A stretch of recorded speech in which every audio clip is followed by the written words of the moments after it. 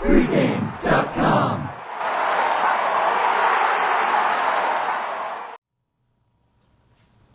Vikings plus 13.5 at Green Bay, Monday Night Football. All right, let's talk some history to start with here. This is the biggest point spread, the most Green Bay has ever been favored over the Vikings in recorded point spread history. So literally, this is it, the most extreme results.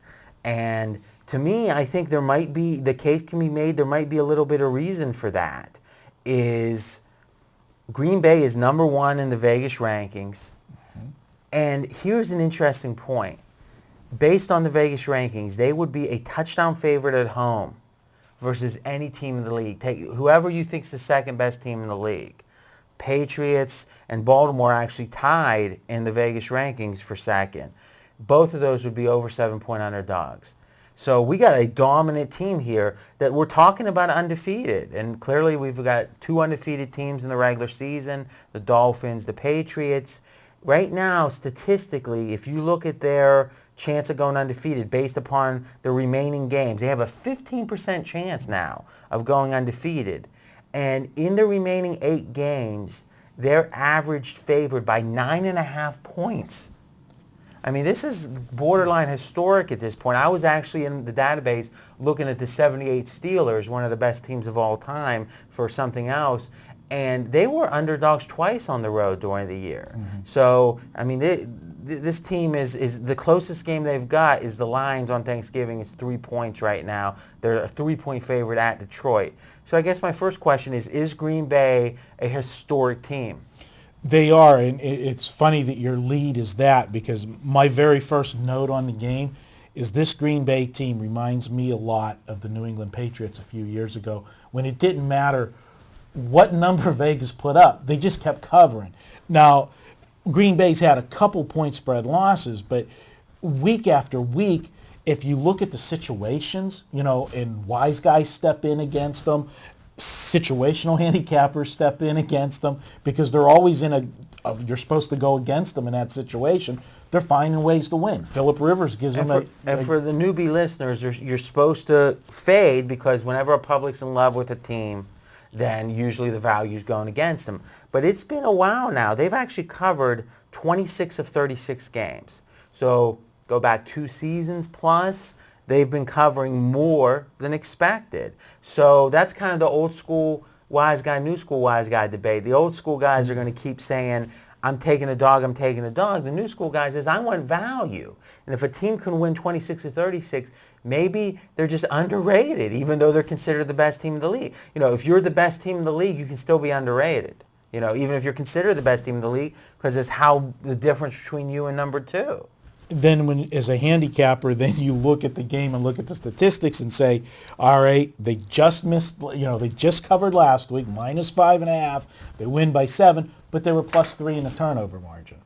They're not, you're supposed to, really when you're +3 in a turnover margin and you're as good as Green Bay is, you should win by a bigger margin. Yeah, maybe so.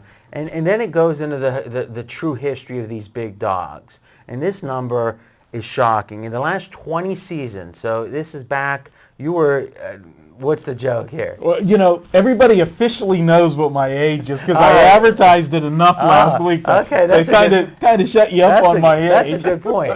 So you would have been 40 years old 20 years ago. Yeah, right. And, wait, 30. Is in 20 years, if you would have just blindly taken every underdog 13 points or more, all right, which is what we're getting here, right, you would have won 142, you would have lost 116.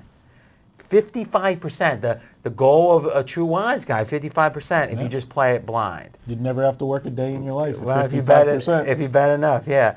So to me, you've got that Green Bay might be underrated. You've got history saying if you're laying these points, you're foolish. Personally, my projection here is going to be Minnesota keeping it a little closer than you think. But I got to be telling you something. This is probably one of the least attractive double-digit dogs I've seen, just because I think Green Bay potentially is just better than we think.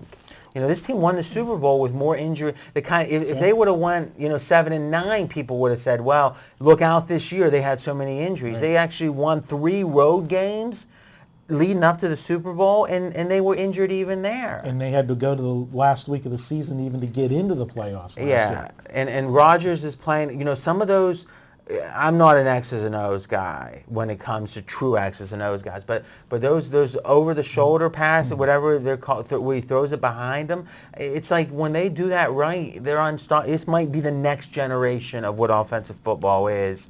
So I'm going to say take the dog here, but man, oh man, I'm probably just going to watch this game. One question you didn't mention in this game: what do you take if you remember? First of all, this is a quick revenge game. They just played on October 23rd, and it's that old revenge.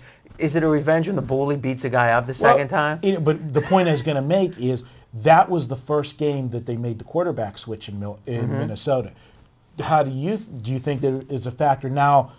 Green Bay's got some film to look at. Yeah, I think that's a great. That's what my instincts were going to. Is I think that you see how a rookie is going to go against your defense. Now, there's two ways to look at that. The rookie's probably going to have the steepest learning curve, so in theory he would have gained from seeing the D. But when you got Capers with Green Bay, savvy guy, he's probably going to be able to spring a few traps. So, personally, I'm not sure which way that goes. But I see your point, but I also think there's the point that the rookie is going to learn more than anyone else because he's starting at a lower point.